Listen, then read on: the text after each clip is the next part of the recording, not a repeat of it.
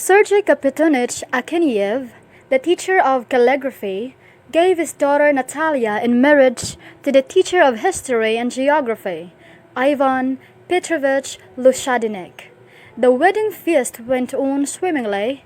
They sang, played, and danced in the parlor.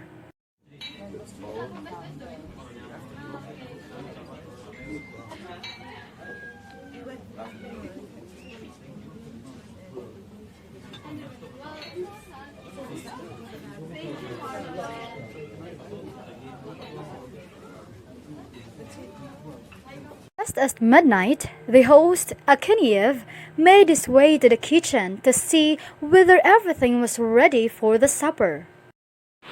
Show me the sturgeon. What a fine odor. I just could devour the whole kitchen.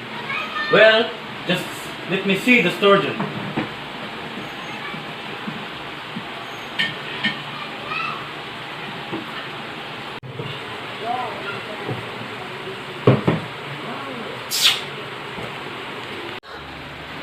Bah! A sound of a hearty kiss. Whom have you been kissing there, Marfusha? I wasn't kissing at all. Who told you? You fool! I only smacked my lips in a consideration of my pleasure at the sight of the fish. Tell that to someone else, not to me. The devil knows what may be the outcome of this. He'll go about to this rascal. He'll disgrace me before someone else. Akinyev entered the parlor timidly and cast furtive glances to see what Vankin was doing. Vankin, deftly bending down, whispered something to the inspector's sister-in-law, who was laughing. I was in the kitchen a while ago, checking the sturgeon, and because of my pleasure, I smacked my lips. And Vankin heard it, and she thought I was kissing Marfa. What a queer fellow. Who's the queer fellow? I refer to Vankin. I went out to the kitchen. The story of Marfa and the sturgeon was repeated. That makes me laugh. What a queer fellow she is. In my opinion, I'd rather kiss a dog than kiss Marfa. He's been speaking out in the kitchen, and she thought that I was kissing Marfa and began inventing different stories. What? I would rather kiss a duck than to kiss Marfa. And I have a wife, you fool. She made me appear ridiculous. Who made you appear ridiculous? Vankin. I was standing in the kitchen and checking the sturgeon.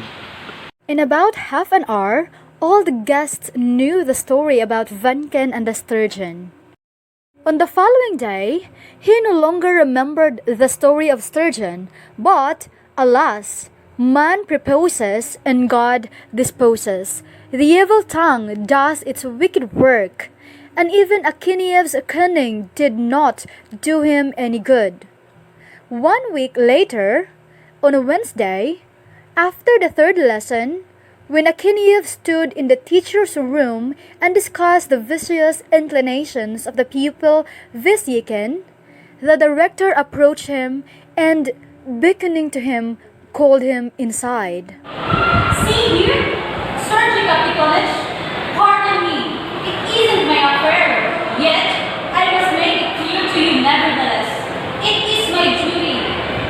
You see, rumors are on foot that you are intimate terms with other woman, with your cook.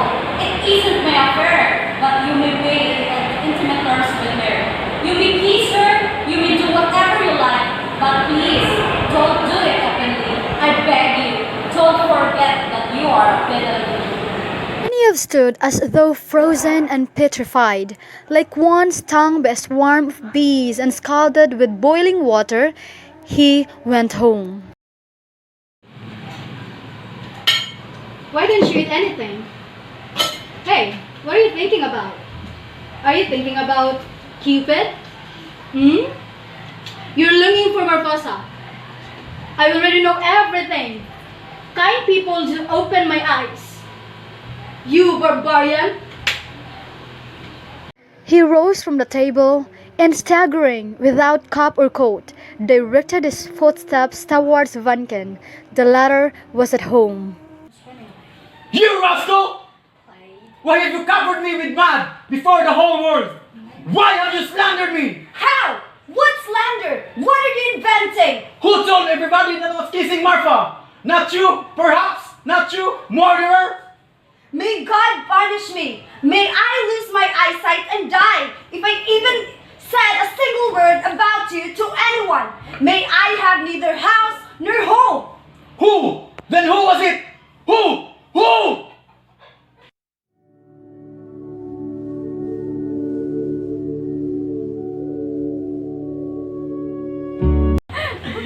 Dong nga pa ni Sog sa iyo.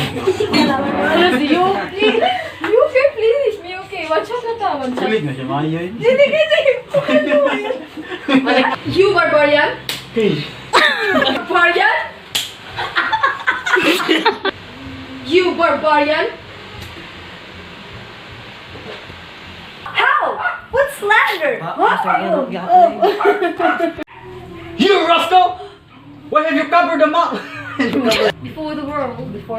Perhaps you murderer? May God... Marfa! Not you, perhaps? Not you, murderer? Marfa! Not you, perhaps? Not you?